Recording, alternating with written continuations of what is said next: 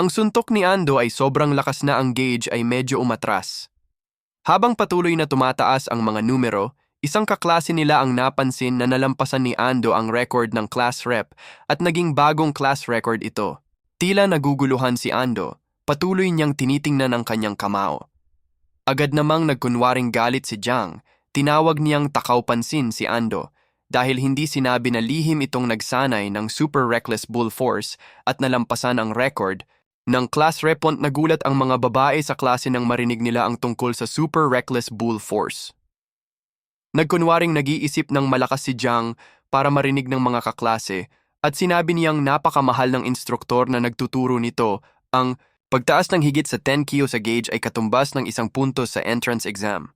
Lalo silang namangha sa lakas ng teknik. Gulat si Ando nang tawagin siya ni Jiang na kuya at tanungin kung matutulungan ba siya nitong turuan ng super reckless bull force dahil siya raw ang nagturo rito kanina sa banyo.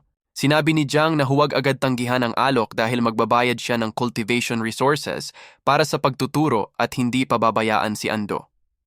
Nang marinig ito, napagtanto ni Ando na may pakay si Jiang kaya't pumayag siyang tumulong dahil ituturo.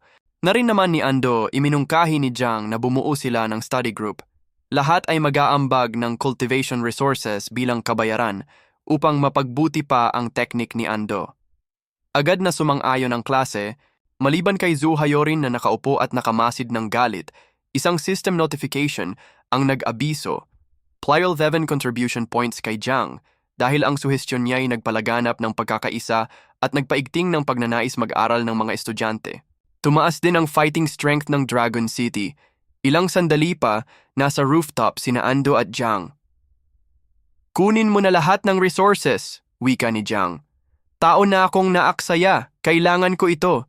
Pinaghati nila ang resources. 37% para kay Ando, 63% para kay Jiang. Tinanong ni Ando kung saan nakuha ni Jiang ang teknik. Sa isip, humingi ng tawad si Jiang at sinabing nakuha niya ito sa isang lihim na forum sa Deep Web. Pinili niyang hindi muna banggitin ang apoy. Sinabi rin niyang nais niyang mag-ambag sa lipunan, ngunit hindi kailangang pilitin. Habang naglalakad, si Jiang pababa, pitpit ay backpack na puno ng cultivation resources. Naalala niya ang alaala ng Dragon City, ang makapal na mist na pumapalibot, ang pressure ng lungsod, at ang hometown na Earth na hindi na nila mararating muli. Lumitaw ang apoy sa harapan niya at muling nag-abiso ang system. Tumataas ang contribution points dahil kumakalat na ang reckless bull force sa mamamayan kaya't tumataas ang lakas ng buong syudad. Biglang umalingaw-ngaw ang public service announcement. Maghanda sa fog na bababa ngayong gabi. Inaasahan ang pag-atake ng mga halimaw sa hilagang pabrika ng bakal. Steel Dragon Organization, Grade 1 War Preparations. Ibang rehiyon, Grade 3. Sundin ang batas at maging handa sa laban. Dragon City ay hindi susuko. Earth ang sasalo sa inyo. Manghang-mangha. Si Yang, nangingilid ang luha sa kanyang mga mata. Ramdam niya ang bigat ng responsibilidad at ang tibay ng pangakong hindi susuko ang kanilang tanging tahanan.